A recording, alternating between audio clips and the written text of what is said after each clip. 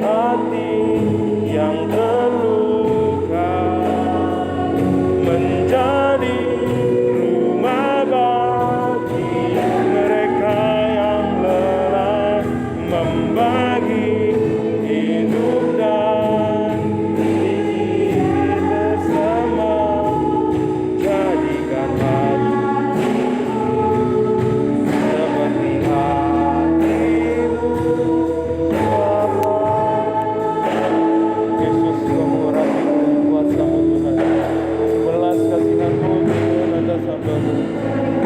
Pelayan-Mu semua Tuhan. Oh Tuhan, mengampuni semua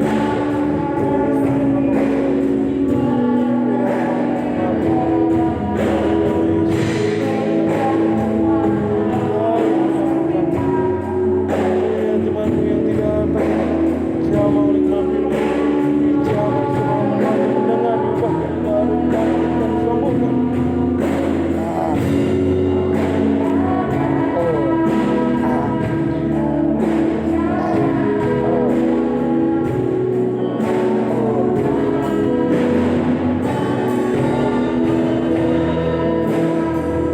Memulihkan hati yang terluka menjadi rumah bagi mereka yang lelah,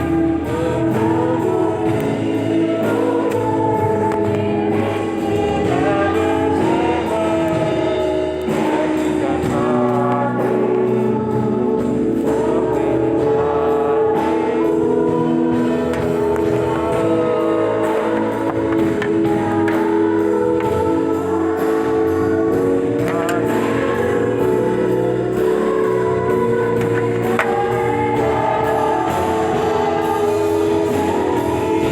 Amin.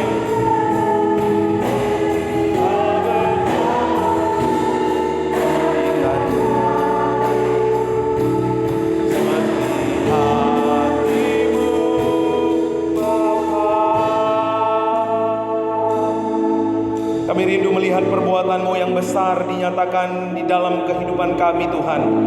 Kami percaya Tuhan ada lawatan Tuhan bagi setiap kami. Setiap jemaat-Mu dimanapun berada, di rumah-rumah ada lawatan Tuhan yang membawa kami, Tuhan, kepada kehidupan yang penuh arti. Mari Roh Kudus, Engkau campur tangan. Engkau yang bekerja lebih daripada apa yang hamba-Mu katakan, ya Tuhan. Engkau yang bekerja yang melebihi dari apa yang bisa kami lakukan. Mari Tuhan berkarya, jamah mengalir dari tempat yang maha tinggi. Kuasa-Mu Tuhan bekerja lewat pemberitaan firman pada pagi hari ini. Tidak ada di antara kami yang terlewatkan oleh kebenaran-Mu. Semua kami diberkati, dijamah, diubahkan, dibangkitkan, bahkan disembuhkan. Terima kasih Bapa. Kami serahkan waktu dan kesempatan ini Tuhan ke dalam tangan-Mu. Tuhan memimpin, Tuhan menolong, Tuhan memberkati. Di dalam nama Yesus kami siap mendengar firman-Mu. Haleluya, amin. Shalom. Ya, senang sekali Bapak Ibu kita berbakti kembali di situasi pandemi saat ini. Tidak mengurangi sukacita kita karena ada Tuhan yang melindungi, menyertai kita, memberi kita damai sejahtera-Nya. Dimanapun jemaat Tuhan berada, kasih Tuhan, kuasa Tuhan bekerja buat kita semua. Amin. Nah, Bapak Ibu Saudara, hari ini judul firman Tuhan adalah menemukan PPIP, menemukan murid PPIP. Kita mau lewat kehidupan iman kita menjadi orang-orang yang memuridkan. Tidak hanya menjadi murid Kristus, tetapi menjadi orang yang memuridkan. Ya, karena Yesus berkata apa? Pergilah, jadikanlah semua bangsa muridku. Jadi tugas memuridkan itu bukan hanya tugas orang-orang yang sepenuh waktu melayani Tuhan, tetapi tugas memuridkan itu adalah tugas semua orang yang percaya.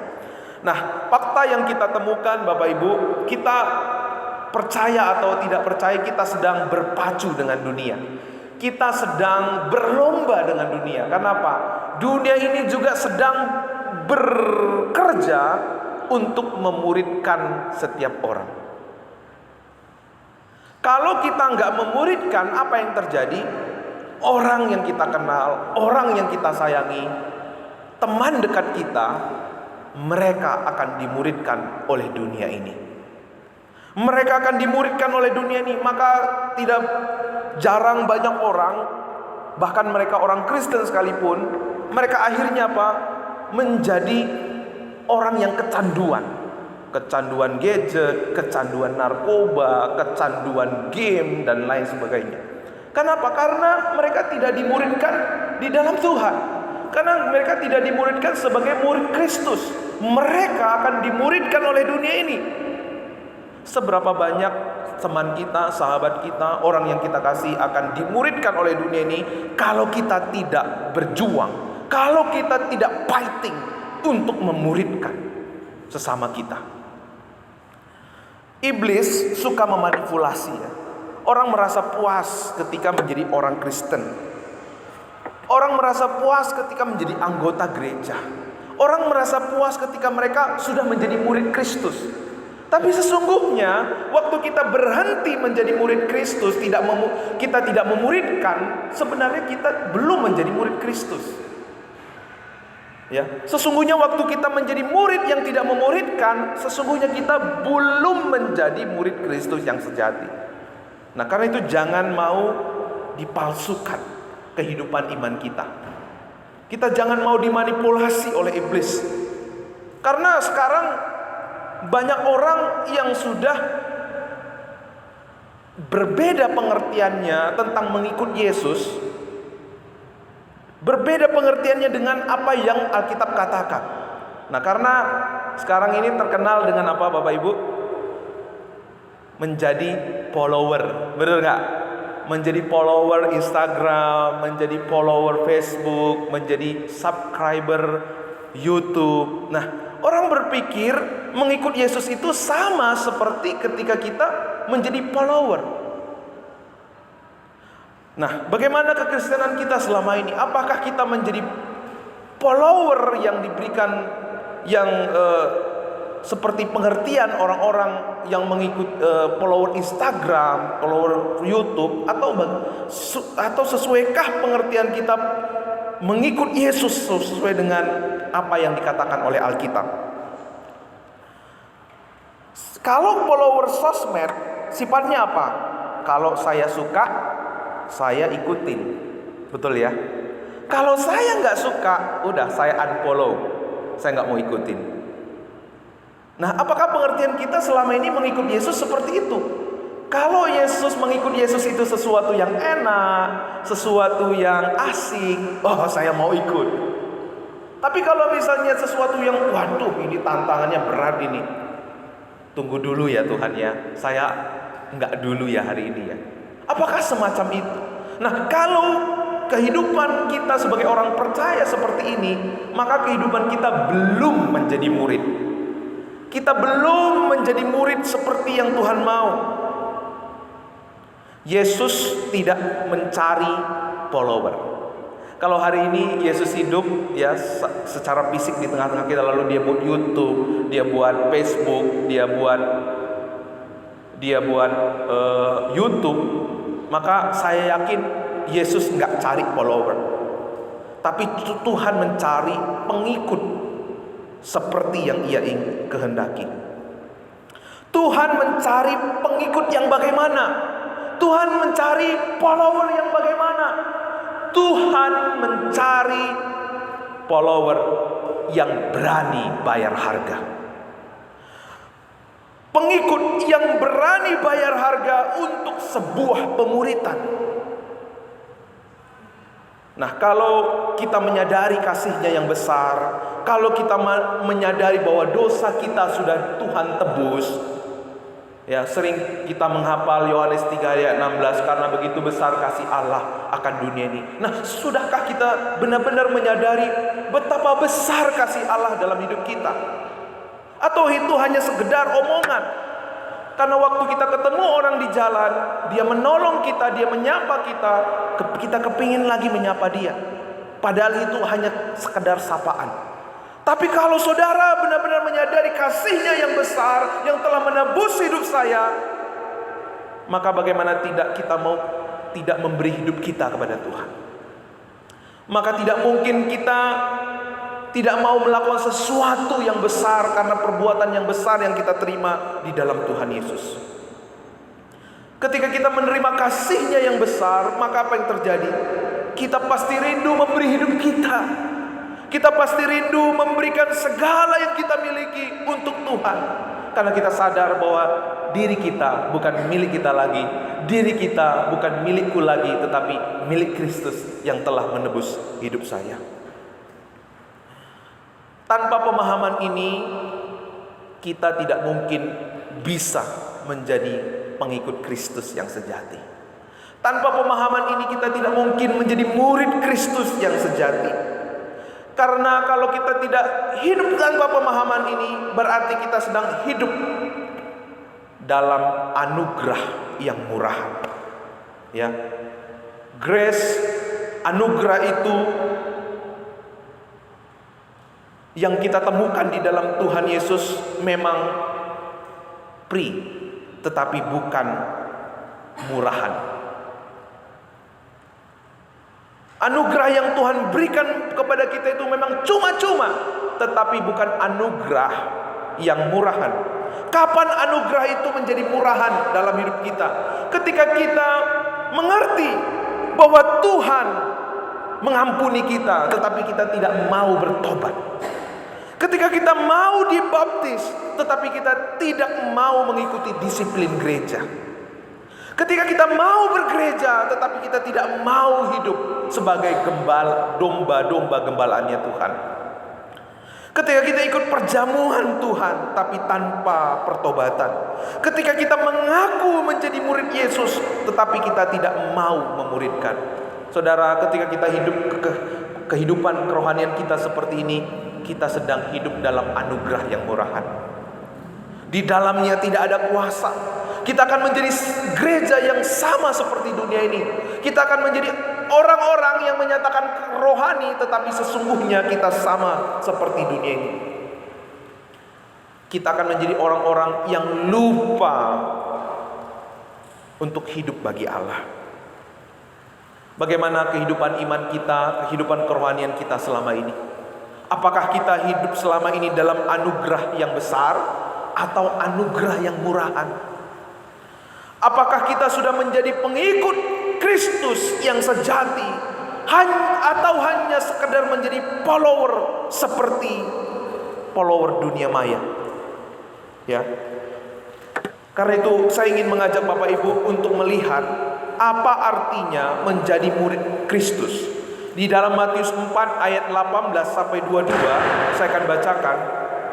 Dan ketika Yesus sedang berjalan menyusur Danau Galilea, Ia melihat dua orang bersaudara. Ini agak menggema ya. Ketika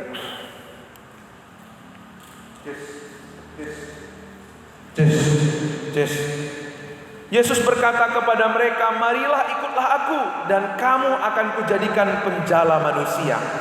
Lalu mereka pun segera meninggalkan jalannya dan mengikuti Dia, yaitu Yakobus anak Zebedeus dan Yohanes saudaranya bersama ayah mereka. Zebedeus sedang membereskan jala di dalam perahu. Yesus memanggil mereka dan mereka segera meninggalkan perahu serta ayahnya lalu mengikut Dia. Nah, mari kita perhatikan apa yang Yesus lakukan pada perikop ini. Yesus melakukan apa? Ia datang untuk mencari murid. Ia mencari murid. Jadi Yesus menunjukkan kepada kita hari ini lewat perikop ini bahwa Ialah yang mencari murid. Berbeda dengan cara kerja manusia, berbeda dengan cara kerja orang Yahudi, berbeda dengan cara kerja orang Farisi dan ahli Taurat. Ahli Taurat dan orang Farisi, mereka apa? Mereka menunggu murid untuk diajar. Tapi Yesus enggak. Yesus mencari murid. Bahkan Dia datang apa? Bahkan Dia katakan apa? Aku datang supaya mereka mempunyai hidup. Jadi Allah yang kita kenal, kalau kita lihat polanya dari peristiwa Adam, bahwa Allah lah yang mencari orang yang berdosa. Allah lah yang berinisiatif mencari manusia. Tapi polanya orang Farisi, ahli Taurat, mereka menunggu murid. Sesudah ada orang yang mau menjadi murid, mereka belajar. Sesudah dipandang mampu, sesudah dipandang sudah cukup qualified, baru mereka dipersilahkan untuk mengajar orang lain. Itu cara kerja manusia. Itu cara kerja orang-orang Farisi, ahli Taurat. Tapi cara kerja Tuhan Yesus, Ia yang berinisiatif mencari murid. Mencari murid.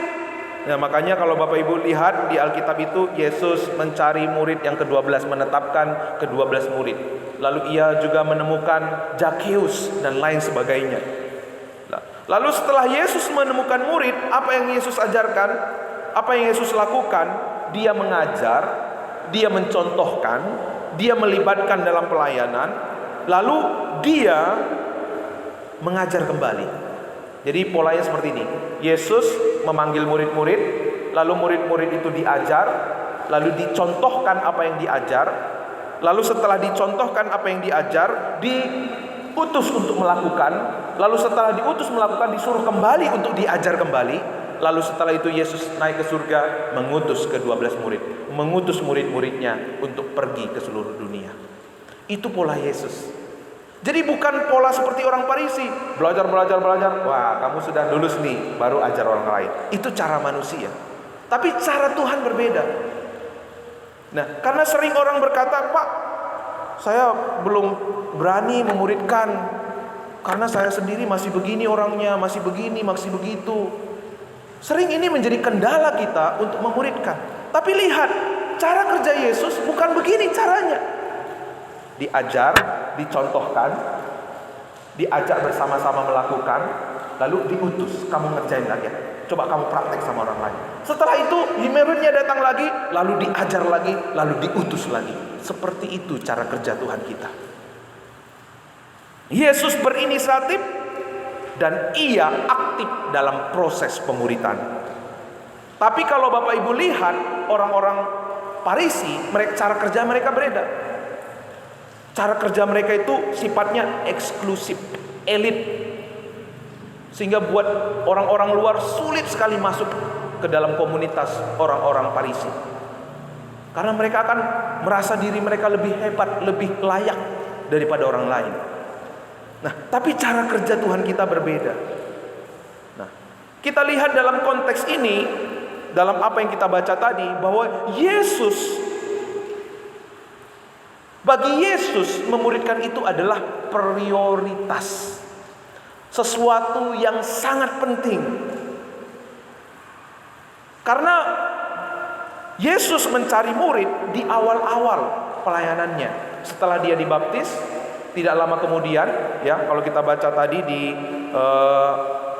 di dalam Matius 4, ini adalah awal-awal pelayanan Yesus. Di awal-awal pelayanan Yesus, Ia mencari murid. Dari sini kita mengetahui satu hal, bahwa bagi Yesus hal memuridkan itu adalah hal yang utama, hal yang urgent, hal yang penting.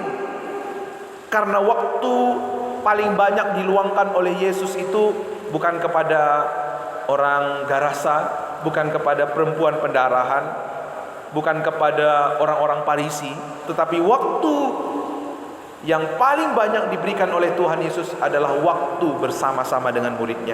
Dari sini kita tangkap satu hal, bahwa hati Tuhan adalah pemuridan. Ya.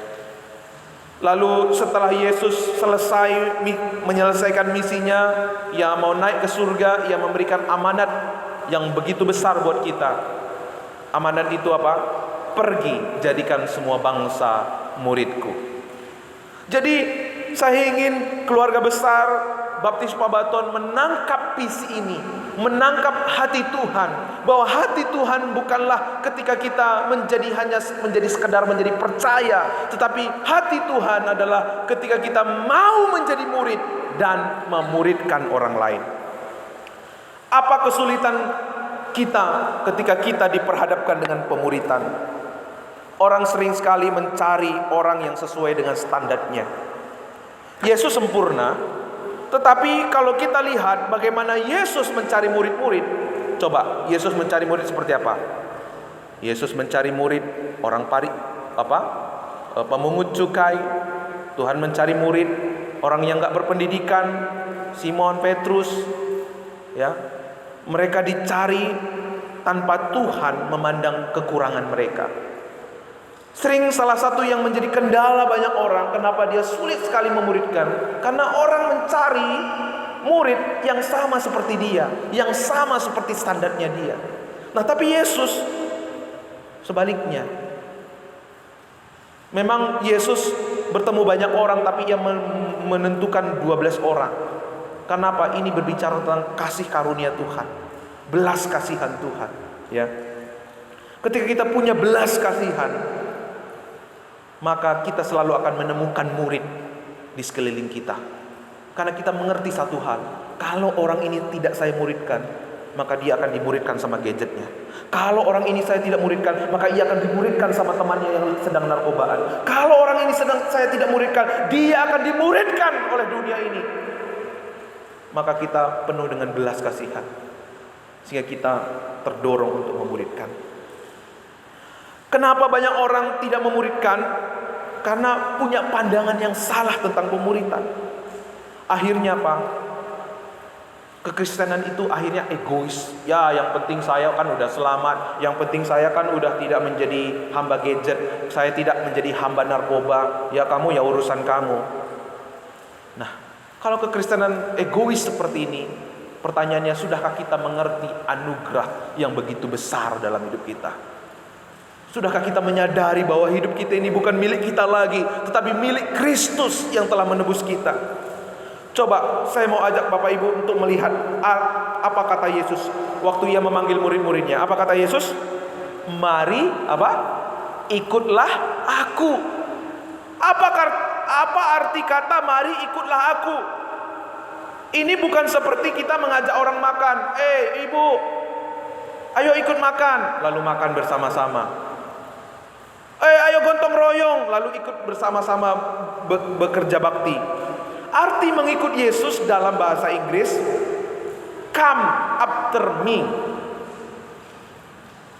Artinya dalam bahasa Jawa kalau nggak salah ya budaya, ngentel.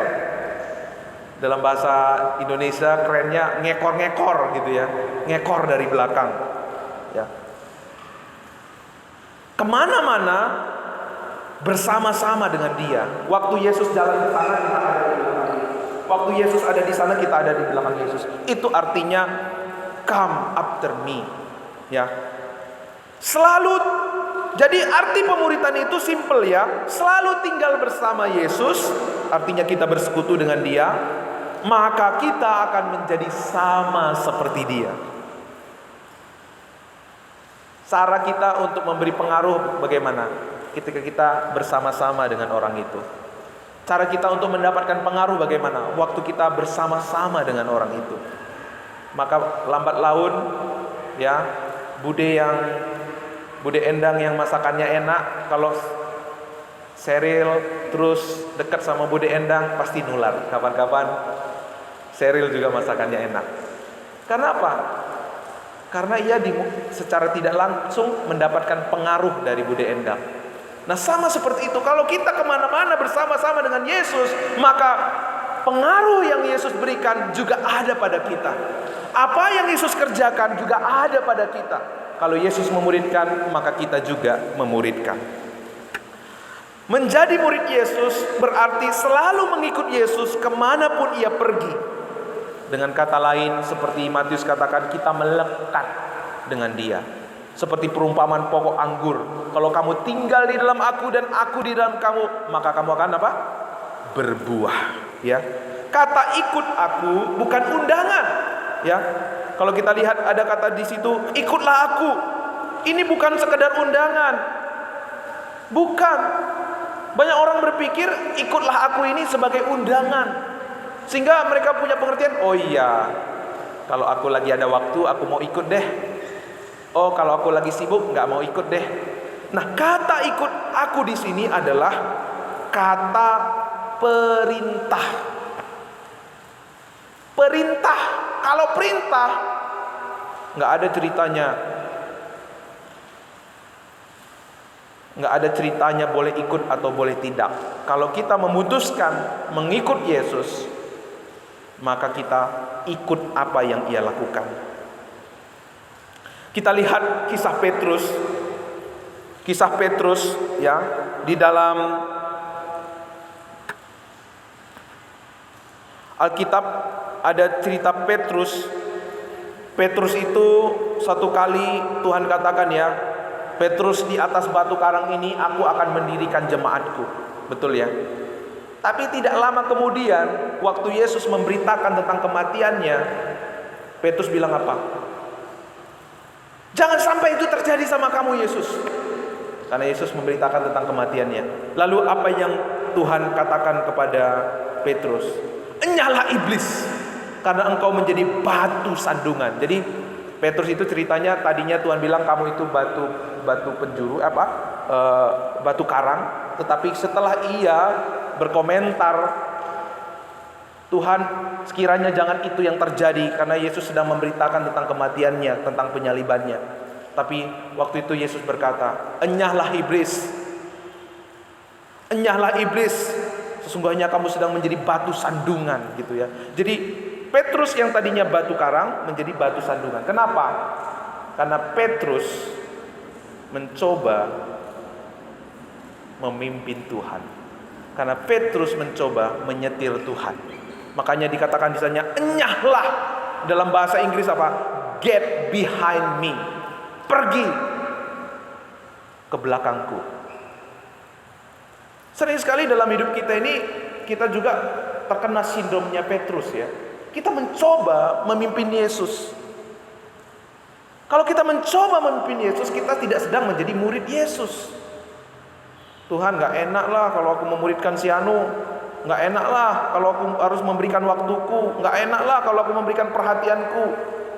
Udah, yang lain lagi, itu kan urusan itu guru Injil, itu kan urusan guru sekolah minggu, itu kan urusan pendeta dan lain sebagainya. Yesus bilang kepada Petrus, enyahlah iblis, get behind me, kembali ke belakangku.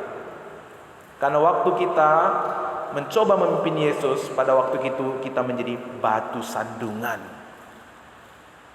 Waktu itu kita menjadi orang-orang yang bukan batu pijakan buat orang lain, tetapi menjadi batu sandungan. Karena itu Paulus juga memberi teladan kepada kita di dalam 1 Timotius 1 ayat 2 yang tadi kita baca. Anakku yang sah di dalam iman, kasih karunia, rahmat dan damai sejahtera dari Allah Bapa dan Kristus Yesus Tuhan kita menyertai engkau. Paulus memberi kita teladan bagaimana cara dia mengikut Tuhan, cara dia mengiring Tuhan. Cara Paulus mengiring Tuhan, ia mencari murid, ia mencari anak-anak rohani, ia mencari adik-adik rohaninya. Ia mensupport, ia mendoakan, ia mensupport, ia memotivasi. Makanya akhirnya lahirlah Timotius, seorang gembala yang dipakai oleh Tuhan. Karena pekerjaan Tuhan itu begitu besar. Cara kerja Tuhan itu bukan sesungguhnya Tuhan bisa lakukan sendiri, tetapi Tuhan kita bekerja, Ia bekerja dengan tim ya. Kalau kita mengenal Allah Tritunggal ya, dari situ kita belajar bahwa Allah itu bekerja dengan tim. Makanya Tuhan memberi gambaran tentang gerejanya 2 minggu yang lalu apa? Keluarga. Kamu adalah bait Allah, kamu adalah tubuh Kristus. Artinya Tuhan mau kita sebagai teamwork, menjadi tim di dalam Tuhan. Lewat kita mengembangkan pemuridan, maka semakin banyak orang yang akan dimuridkan. Satu menjadi dua, dua menjadi empat, empat menjadi 8, dan lain dan seterusnya.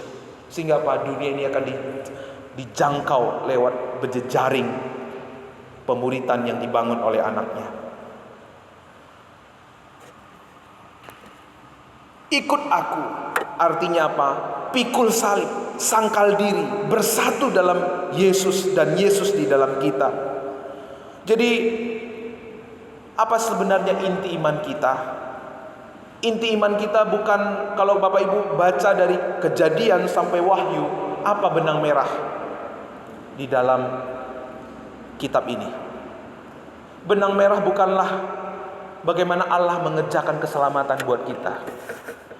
Benang merahnya, banyak orang berpengira, oh Pak, benang merahnya Yesus mati buat dosa kita. Lebih daripada itu. Benang merahnya apa? Bahwa Tuhan mau akrab dengan kita. Bahwa Tuhan datang ke dunia bukan sekedar menyelamatkan kita, tetapi memulihkan hubungan di Taman Eden. Lewat apa kita terbangun hubungan kita dengan Tuhan? Lewat pemuritan. Lewat Ia memuridkan, maka kita terkoneksi langsung dengan Tuhan. Memiliki hubungan yang dekat dengan Tuhan. Karena lewat kita memuridkan dan dimuridkan, kita satu dengan yang lain juga menyatu, melekat satu dengan yang lain. Sehingga di sana terbangun satu keharmonisan, keindahan, kesatuan lewat gerejanya, dan keindahan itu disaksikan oleh banyak orang.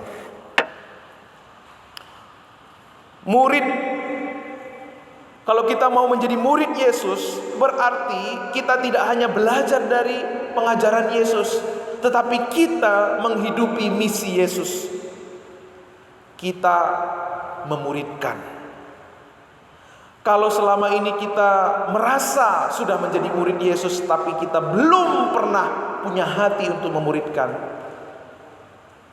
saya mau katakan, kita belum menjadi murid yang sejati. Menjadi murid berarti kita menjalankan misi Yesus. Makanya Tuhan Yesus bilang kepada Petrus, aku akan menjadikan engkau penjala manusia. Siapa yang menjadikan kita penjala manusia, Bapak Ibu? Mas Andreas, siapa yang menjadikan kita penjala manusia? Yang menjadikan kita penjala manusia adalah Yesus.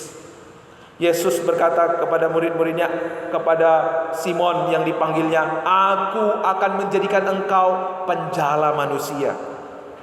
Yesuslah yang menjadikan kita, bukan diri kita sendiri, bukan pendeta yang menjadikan kita, bukan orang tua kita yang menjadikan kita, tetapi Yesus yang menjadikan kita.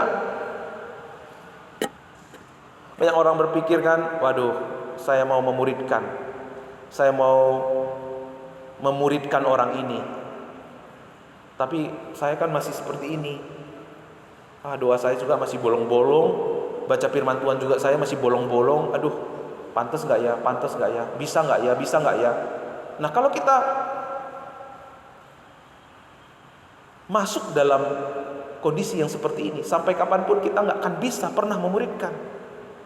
Nah, itu yang tadi saya bilang, iblis bekerja memanipulasi. Ia tidak mau banyak orang menjadi murid Yesus. Karena itu iblis bekerja bagaimana orang hidup dalam kepalsuan.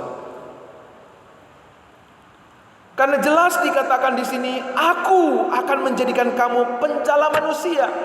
Berarti bukan kita yang membuat orang, bukan kita yang membuat diri kita menjadi menjala manusia, tetapi Tuhan yang membuat kita menjala manusia. Artinya kalau Tuhan memberi kita murid, Dialah yang memampukan kita untuk memuridkan orang ini. Bukan kemampuan kita, bukan pengalaman kita, bukan kekuatan kita, tetapi Tuhan yang akan memampukan kita. Karena itu mari kita semangat memuridkan. Karena orang yang tidak memuridkan, mereka akan sama seperti orang Farisi. Sama seperti waktu seseorang belajar komputer, tetapi setelah dia belajar komputer, dia tidak pernah mempraktekkan, nggak pernah mengajarkan kepada orang lain, maka apa yang terjadi? Ilmunya akan hilang. Betul nggak? Tapi kalau dia mengajarkan, kalau dia mempraktekkan, maka ilmu-ilmu yang baru akan dia peroleh. Ilmu-ilmu yang baru akan bermunculan, rasa ingin tahunya untuk belajar lagi, lebih lagi. Nah, itu yang Tuhan mau ketika kita ada di proses pemuritan. Waktu kita memuridkan seseorang, kita belajar banyak hal, kita akan mengalami banyak hal dari apa yang Tuhan kerjakan lewat kehidupan kita, baik juga orang yang kita muridkan. Waktu kita memuridkan itu artinya kita sedang membagi berkat, membagi hidup kita kepada orang ini. Waktu kita membagi berkat, kita diisi dengan berkat yang baru dari Tuhan. Sehingga orang yang memuridkan selalu seger dalam hidupnya.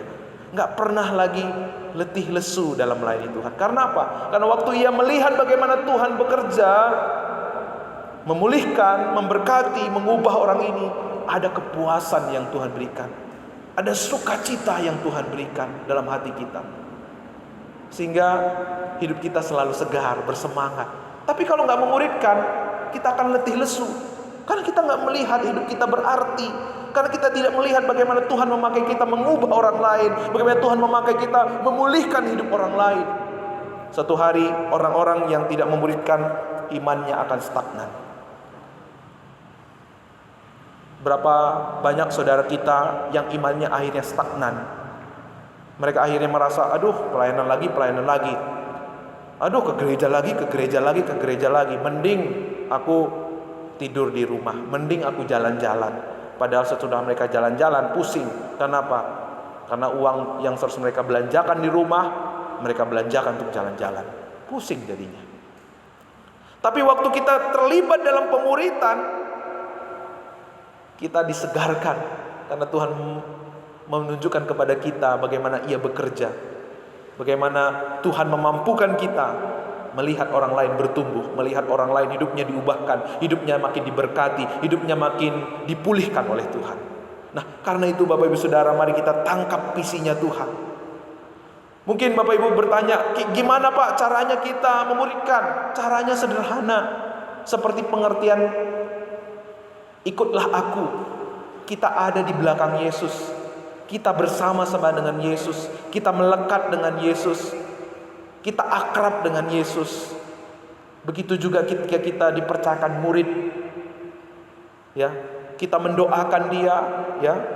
Lalu kita istilahnya apa? Istilah zaman sekarang itu konko ya. Ya, Mas Andreas suka konko ya. Mas Kevin suka konko juga ya Mas ya. konko ya.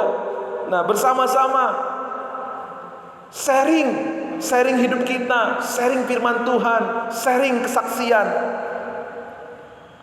Lewat itu kita sedang ada dalam proses pemuritan. Kita mendoakan. Mungkin Bapak Ibu mungkin ragu ya, gimana Pak ya? Saya masih seperti ini, mulai dari kita mendoakan. Berbagi pokok doa, menjadi salom. Waktu Tuhan Yesus mengutus murid-muridnya, Tuhan Yesus bilang, jadilah salom. Katakanlah salom ketika kamu masuk ke rumah seseorang. Artinya apa?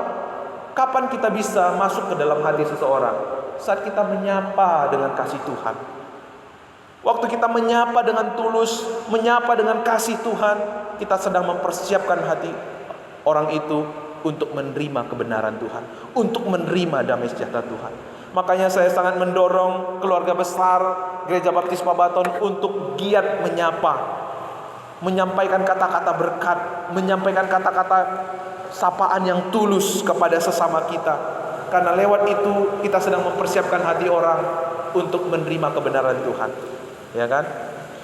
Waktu kita menyapa seseorang, dia terbuka kepada kita. Waktu dia nyaman dengan kita, dia mau datang kepada kita, lalu dia mau sharing hidupnya. Waktu dia mau sharing hidupnya, kesempatan buat kita untuk sharing kebenaran firman Tuhan yang memulihkan, yang membaharui, yang memberkati hidupnya. Jadi memuridkan itu hal yang simple. Mulai dari kita mendoakan, berbagi pokok doa, kita menjadi berkat, kita menjadi kesaksian, kita berbagi firman, berbagi pengalaman, kita memberikan motivasi, kita memberi dorongan, kita mengajak, kita menguatkan, kita mengingatkan. Waktu kita sedang melakukan itu, kita sedang memuridkan. Ya. Mari kita memuridkan, karena Tuhanlah yang akan memampukan kita untuk memuridkan. Kalau kita tidak mau memuridkan, sesungguhnya kita menolak perintah Yesus. Kalau kita menolak perintah Yesus, benarkah, sungguh-sungguhkah kita menjadikan Kristus sebagai Tuhan dalam hidup kita? Karena sering sekali dosa yang tidak disadari itu apa? Banyak orang merasa tidak berdosa. Oh, saya nggak berbohong, Pak. Kan saya nggak mencuri, Pak. Oh, kan saya nggak melukai hati orang, Pak. Waktu saudara mencoba menjadi Tuhan atas diri saudara, saudara sedang ada di bawah kuasa dosa. Banyak orang Kristen tidak menyadari dia mencoba menjadi Tuhan. Sama seperti Petrus mencoba memimpin Tuhan. Makanya Tuhan Yesus bilang, "Hai iblis, enyahlah engkau iblis." Ya. Kita harus mengerti bahwa mengikut Yesus berarti kita mau memuridkan. Kalau kita tidak merasa mampu, kita meragu dengan kemampuan kita. Ingat, bukan kemampuan kita. Kemampuan siapa? Kemampuan Tuhan. Karena Yesus berkata, "Aku akan menjadikan engkau penjala manusia." Berarti bukan kemampuan saudara, bukan kemampuan saya, tapi kemampuan siapa? Kemampuan Yesus. Ketika kita diperhadapkan dengan pemuridan, iblis akan taruh pikiran-pikiran yang negatif, pikiran-pikiran yang salah dalam pikiran kita. Kamu gak bakalan mampu, kamu gak bakalan bisa. Tapi hari ini saudara terima senjata. Saudara bisa berkata, bukan kemampuanku, bukan pengalamanku, tetapi Tuhanlah yang memampukan aku. Dialah yang menjadikan aku penjala manusia. Makanya kita punya moto pelayanan apa?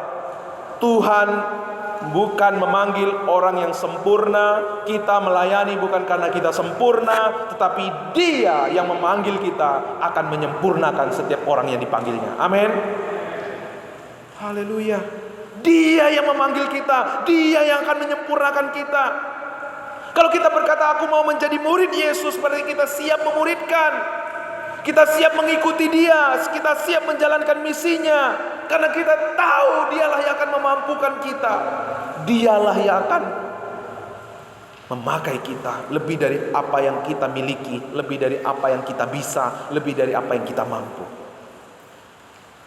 Kita lihat dalam proses bagaimana Yesus memanggil murid-muridnya. Ketika Yesus memanggil murid-muridnya, apa yang mereka lakukan? Mereka pergi meninggalkan jala dan perahunya. Artinya apa? Mereka meninggalkan pekerjaan mereka. Ya, waktu itu karena Yesus hadir secara fisik ya. Ya, kalau Yesus lagi ada di padang pasir lalu mereka mau menjala ikan kan nggak mungkin kan. Nah, kalau konteks saat ini apa artinya? Bukan berarti Bapak Ibu Tuhan suruh meninggalkan pekerjaan. Tinggal semua yoyo. Kita tidur di gereja, kita melayani. Enggak seperti itu. Artinya apa? Jangan biarkan pekerjaan kita, jangan biarkan kesibukan kita menghalangi kita untuk menjadi murid Yesus. Bahkan sebaliknya, pakailah pekerjaan kita, pakailah kesibukan kita sebagai sarana, sebagai platform kita untuk melaksanakan perintah Tuhan. Syarat yang kedua, bagaimana kita bisa memuridkan? Kita meninggalkan keluarga. Betulkah artinya meninggalkan keluarga? Ya. Karena waktu itu dikatakan maka mereka meninggalkan perahu dan ayahnya. Ya, waktu Yesus memanggil Simon, ya, Yakobus dan lain sebagainya, dikatakan di sana mereka meninggalkan perahu dan ayahnya. Artinya apa? Harus siap meninggalkan keluarga. Ini juga bukan berarti udah kita pisah ya sama anak-anak kita, sama suami, sama istri kita mau fokus memuridkan. Enggak gitu Bapak Ibu ya. Jangan salah mengerti. Artinya apa? Jangan sampai keluarga kita menjadi alasan kita untuk tidak mengikuti Yesus. Jangan sampai suami, anak, istri menjadi penghalang kita untuk memuridkan, untuk menjadi murid dan memuridkan. Kata ada banyak orang menjadikan alasan anaknya dijadikan alasan, suaminya dijadikan alasan, orang tuanya dijadikan alasan untuk tidak mengikut Yesus dengan benar. Sebaliknya, kita harus jadikan keluarga kita menjadi sarana kita untuk memuridkan. Muridkanlah anak-anak kita, muridkanlah istri kita, muridkanlah suami, muridkanlah orang tua. Ya, karena lewat itu kita akan melihat bagaimana rencana Tuhan digenapi atas keluarga kita. Mari Bapak Ibu Saudaraku yang dikasihi Tuhan, jadikan tahun ini menjadi tahun pemuritan buat gereja kita. Berani berkata, Tuhan jadikanlah aku murid Kristus yang sejati. Dan juga berani berkata, aku mau menjadi murid yang memuridkan. Amin. Aku mau menjadi murid yang memuridkan. Ya, mungkin saudara ragu, mungkin saudara tidak percaya diri. Pak, aku kan nggak pintar berkata-kata, aku kan kurang pandai, sekolahnya juga hanya sampai SD. Ingat, bukan kemampuan kita, bukan pengalaman kita, tetapi Dialah yang memampukan kita. Yesus berkata, aku akan menjadikan engkau penjala manusia. Dialah yang memampukan kita. Mari, mungkin ini terlalu jauh ya, tetapi mulailah dari doa terlebih dahulu. Doakan. Karena kalau kita tidak memuridkan saudara kita, mereka akan dimuridkan oleh orang lain. Mereka akan dimuridkan oleh dunia ini. Mereka akan dimuridkan oleh temannya. Mereka akan dimuridkan oleh pasangannya yang tidak kenal Tuhan. Sering kita sedih kenapa teman kita akhirnya tidak bergereja lagi, tidak lagi aktif di gereja kita. Ya, mereka pergi dong. Kenapa? Karena kita tidak menjalankan fungsi pengembalaan. Kalau kita menjalankan fungsi pengembalaan, kita dimuridkan, yakinlah orang akan merasa berat meninggalkan gereja ini. Karena di sini mereka melihat pemeliharaan Tuhan, perhatian Tuhan, pengembalaan. Mereka dikasih makan, makanannya itu makanan yang bergizi, makanan itu makanan yang sehat. Pasti mereka nggak akan pernah berat untuk meninggalkan gereja ini. Tapi kalau saudara tidak menjalankan visi pengembalaan, visi pemuritan, mereka akan waktu ada di sana buka Hillsong, buka GPCC, ngapain di sini? Di sana gedungnya enak, AC-nya mantap, alat-alat musiknya lengkap, ngapain di Pabatuan? Nah, tapi kalau kita nangkap hati Tuhan, maka apa? Setiap orang yang masuk ke gereja ini akan digembalakan dengan baik. Mereka akan menjadi murid-murid Kristus yang sejati. Karena hati mereka terpikat bukan kepada fasilitas, tetapi kepada Kristus, kepada damai, kepada kebenaran yang Tuhan kerjakan di tengah-tengah kita. Mari Bapak Ibu Saudaraku yang dikasihi Tuhan, Bapak Ibu yang ada di rumah, kita semua yang mendengarkan firman Tuhan hari ini, mari kita menjadi murid Kristus yang sesungguhnya. Bukan hanya menjadi murid, tetapi murid yang memuridkan. Ingat, Dialah yang memampukan kita. Ingat, kalau kita menjadi murid Yesus, bukan kita yang di depan, tetapi Yesus yang di depan, kita mengikuti di belakang. Bagi Yesus pemuritan itu adalah hal yang urgent, hal yang penting, karena ia lakukan di awal pelayanannya, karena ia memberikan waktu yang paling banyak kepada murid-muridnya. 3,5 tahun diberikan kepada murid-muridnya. Lalu pada waktu ia mau naik ke surga, ia memberikan perintah kepada murid-muridnya, pergi jadikanlah semua bangsa muridku. Jadi pemuridan ini adalah prioritas. Kalau kita mau menjadi pengikut Kristus yang sejati, berarti kita tidak pernah mau menolak kita menjadi murid yang memuridkan. Amin. Mari kita tunduk kepala. Bapak Ibu Saudara dimanapun berada, mari responi firman Tuhan ini. Jangan lewatkan buat setiap kita. Tuhan sedang membawa kita kepada kehidupan yang penuh arti, kepada kehidupan yang luar biasa, di mana kehidupan kita akan melihat karyanya yang besar dinyatakan dalam hidup kita. Satu hal, pertanyaan yang penting buat kita pada kesempatan siang hari ini. Maukah saudara menjadi murid yang memuridkan? Kalau Tuhan sudah begitu baik, Dia sudah menebus. Kalau saudara benar-benar menyadari kasih-Nya yang besar, saudara pasti rindu menyenangkan hati Tuhan. Hati Tuhan tidak lain tidak bukan ketika semua bangsa menjadi murid-Nya. Hati Tuhan yang utama bukan ketika Ia memberkati saudara, bukan ketika Ia menyelamatkan saudara, tetapi ketika semua bangsa menjadi murid-Nya, ketika saudara masuk ke dalam misinya, yaitu memuridkan semua bangsa. Tuhan, berikan kepada kami hati yang mengasihi Engkau Tuhan. Berikan kepada kami hati yang mengasihi jiwa-jiwa ya Bapa. Kami tidak mau teman-teman kami tidak mau sahabat-sahabat kami, mereka dimuridkan oleh dunia ini. Mereka dimuridkan oleh setiap situasi-situasi saat ini. Dimuridkan oleh ketakutan, dimuridkan oleh kenikmatan-kenikmatan dunia ini, dimuridkan oleh kenikmatan-kenikmatan yang semu oleh dunia ini. Tuhan, pakailah kami Tuhan. Oh Bapa, bekerjalah Tuhan Yesus, Roh-Mu melawat setiap hati kami Tuhan.